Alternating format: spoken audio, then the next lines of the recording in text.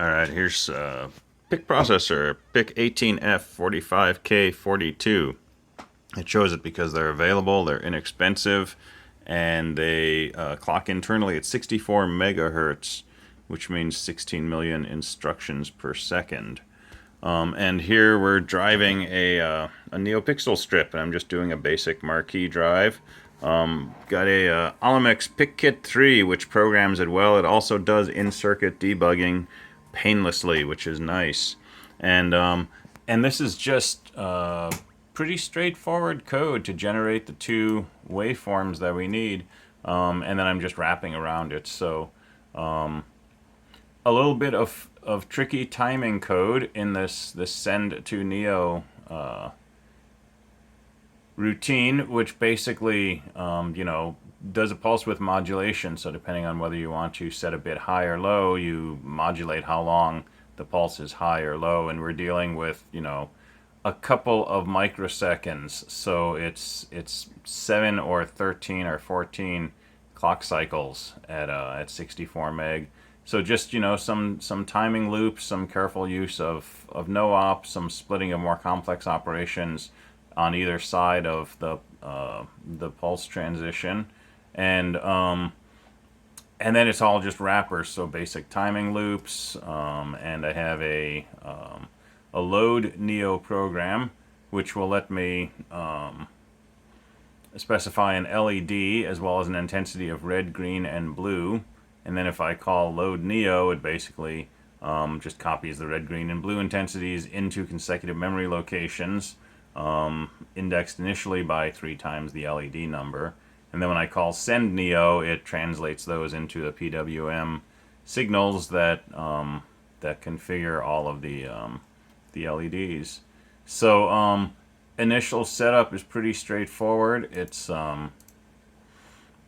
set up for a 64 megahertz internal oscillator, so set the frequency control to 8, configuration register 1 to 60, which is, no divider, and so on.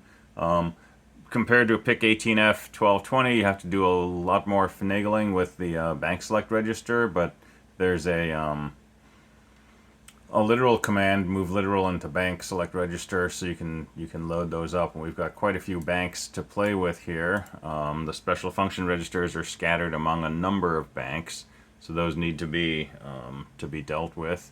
But by and large, not a bad operation. And the program is relatively small, couple of hundred lines of source code, and to wire it up, pin 1 is coming out here on the left of this connector. That's a bit tricky to run down, and that's a master clear, power and ground, and then the programming clock and data lines right here, and those get set up to the appropriate pins. Master clear is pulled high, driving it with a 3.7 volt LiPo, and then when you do the download, it basically it'll just dump it into the system.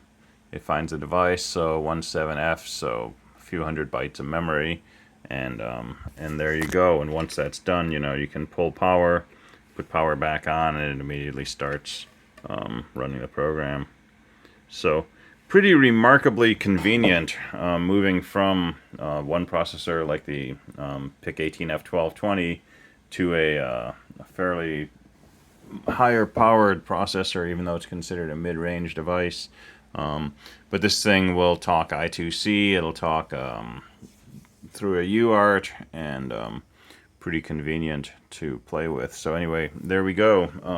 Neopixel control on a PIC processor, and 32 pixels should take about a millisecond to drive the signal, and then the rest of however much time I want I can use for generating code to do various bow effects and stuff. So there you go. Bye.